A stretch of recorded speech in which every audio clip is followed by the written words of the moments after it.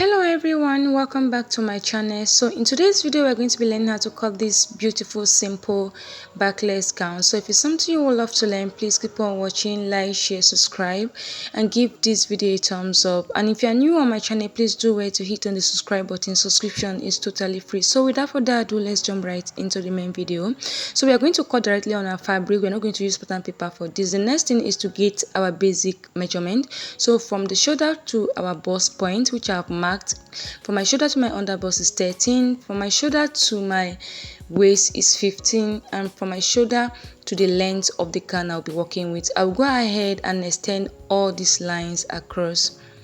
So we forgot to mark our hip line, so we are going to do that as we go on with the video. So I'll go ahead and label the line, my bust points, my underbust, my waistline, and my hemline, which is my gown length as well. So I'll come to the top here, divide my shoulder by 2. My shoulder is 15 divided by 2 is 7.5. I'll mark it right here. Then I'll mark 3 inches for my neck width. I'm very sorry that you guys cannot see it. The camera was not placed properly.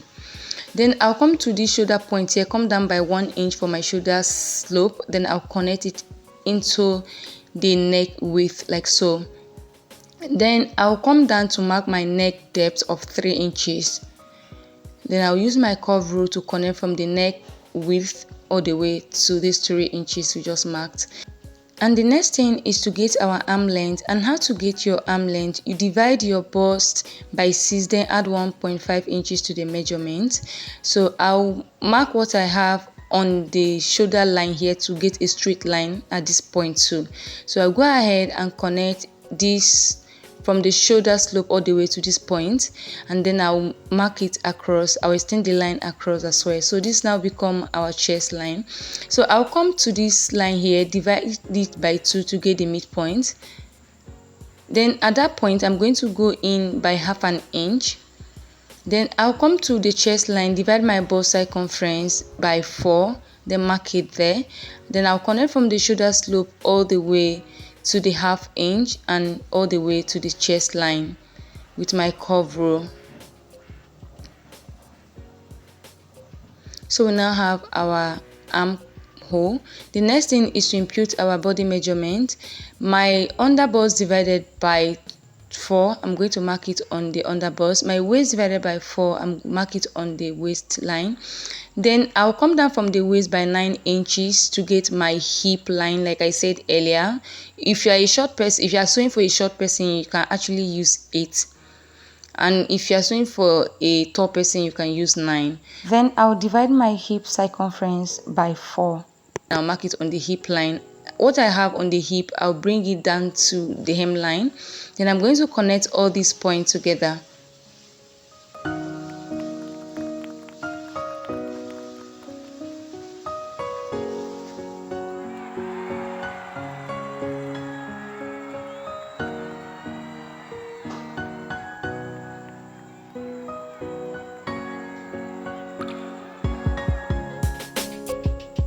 So I'm going to add 1 inch to all the measurement. This is for our sewing allowance.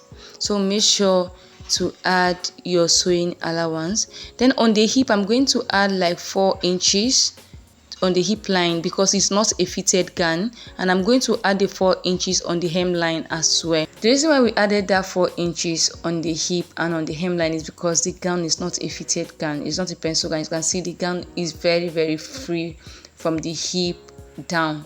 So just go ahead and connect all these points together. If you are good with your free hand, just go ahead and use your free hand to connect. As you can see, we have our front pattern ready. So this is basically it for the front. Is very simple. So I'll go ahead and cut this out so we can work on the back pattern as well.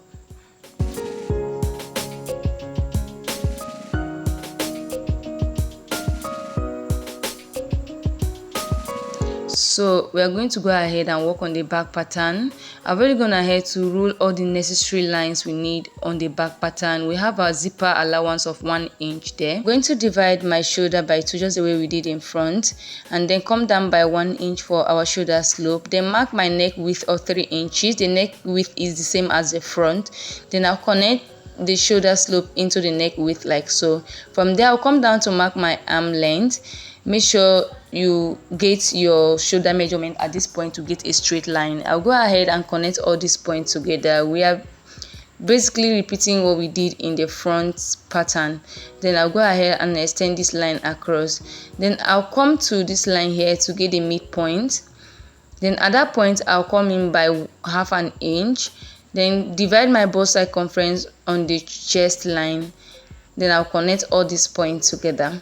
Go ahead and impute my round body measurement, my under bust divided by 4, my waist divided by 4, my hip divided by 4. I'm going to mark it on the hip line. What I have on the hip line, I'll bring it down to the hemline. Then I'm going to connect all these points together. Please make sure you take all your measurement after your zipper allowance. Don't take your measurement from the zipper allowance after the zipper allowance, please. So I'm going to place the front pattern on the back pattern so we can have them equal at the end of the day, so that one piece is not bigger or wider than the other one. So I'm going to place the front pattern this way, and I'll go ahead and cut the back pattern out. So if at this point you have not yet subscribed to my channel, please, I want to beg you, please subscribe. Subscription is totally free. Subscribe, like, share, and do it to comment as well. So for the back neck depth, I'm going to come down by 7 inches.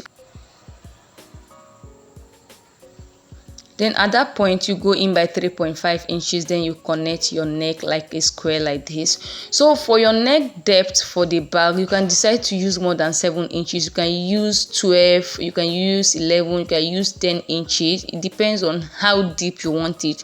The reason why I only use 7 is because I don't want my bra to be showing at the end of the day when I'm wearing this. So you can decide to use more than 7 inches. So we now have our back pattern ready. So on the waistline, I'm going to mark half an inch. This is to prevent our zip from bulging. Then I'll connect it slantly like this, and then I'll do it all the way down like this. This is to prevent our zip from bulging after sewing.